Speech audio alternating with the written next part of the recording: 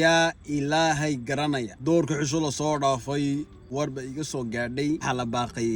filim cusub gabadha la yiraahdo Sabrina Dowre waa gabar caana oo ku nool dalka Canada waxaaskii Idris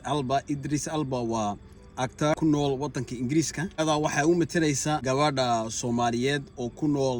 East London dhakhtarada oo meelaha 40 oo single mother ah oo iska shaqaysanaysa pharmacist meelahaas nin Jamaican bay isbarteen waxay doonaysaa inay guursato ninka Jamaican saaxiibo bay leedahay oo filmkan ku jira magacyadooda waa Maryam Safiya iyo Istahil okay so saddexdaas gabdhood uu soo celinayaan goorma guursanaysa nin Soomaali bad u baahan tahay saas bay ku saddexdaas nagood wala qaba saaxiib yihiin Sabrina na waxay leedahay oo naga dhaaf inagu dhaqankaas ma rabo waxaan ku Ingiriis baan joognaa ninka Jamaican ka ka helay so marka la doonaya ka filimka soo qoray xakimida gabadh la yiraahdo Ramla Ali okay gabadh oo boxer dalka Ingiriiska boxer bay ku tahay nin cadaan baa qaba waxa ka dambeeya nin Yahuud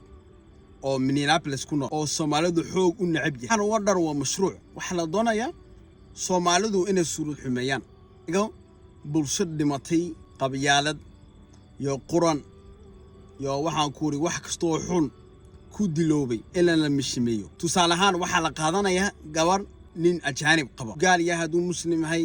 yaka waxa shaqadooda ma nin gabar Soomaaliyeed oo nin ajaanib qaba soo yeedhaya waxa la oranaya intaas oo lacag ba lagu siinaya gabadhan ba matalaysa darteed Soomaalidu ba soo jiidaysa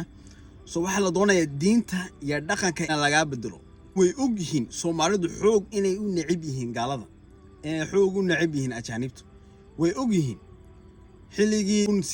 1860 markii soo weerareen Ingiriiska Faransiiska markii way isku dayeen Soomaalidu inay diinta ka bedelaan dhaqanka inay ka bedelaan inay duleeyaan way isku dayeen sharafta ay ku dintaan eeyaka hoos uma dhigayaan ajaanib way og yihiin kadamana waxa la yiri dalkoodii waa la burburiyay dadkii oo dhan way kala baadiyoodeen eeyaka meel kasta wada tigin Ingiriiska Australia ujeedadu wuxuu ahaa dhaqanka diinta in laga bedelo markay wadamadaas tagaan way yara guuleysteen laakiinse badankoodu ka joogtay Canada United States majority gabdhaheena Soomaaliyeed way asturan yihiin xijaab wada xiran yihiin jilbaab xiran yihiin cabaayad half top gabdho oo diinta ku adag yihiin Yahuuda waxay qaadanayaan wax yar minority wax yaro baxday oo ajaanib dhaxgaleen kuwaas oo nacib yihiin ay qaadanayaan mushahar bala siinaya waxa la oranaya surud xumeed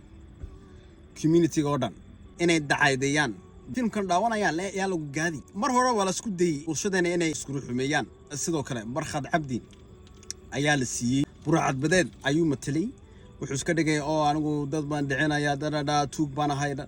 oo bari mar hore way isku dayeen inay surud xumeeyaan imaka waxay weerar ku yihiin dhinaca diinta you have to understand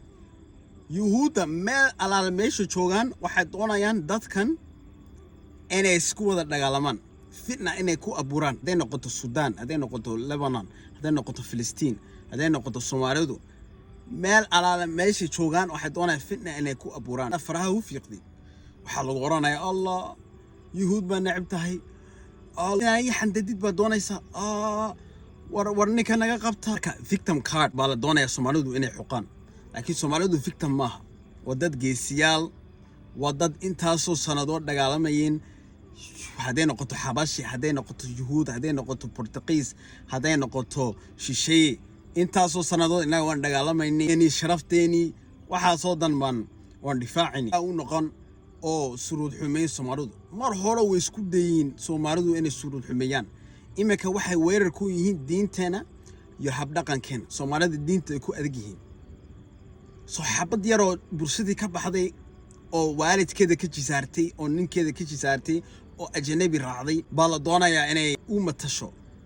gabdhaha Soomaalida oo dhan dadka aqli leh way og yihiin gabadhan heer ma gaarayso waqtiga ayaan lagu luminin Yahuud propaganda waxay doonayaan dagaaladii oo ka socda Iran si u dhuqeynayaan dalkooda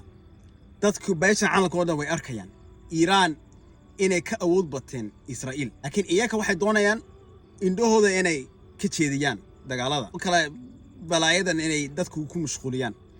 Lebanon this waxaan baa ka socda is Maraykan immigration Soomaalidu waa tuugo waxaan way doonaan indhahooda inay ka weeciyaan waxa ka socda Iran soo marka yaa lagu mashquulin block star attention yaa la siinin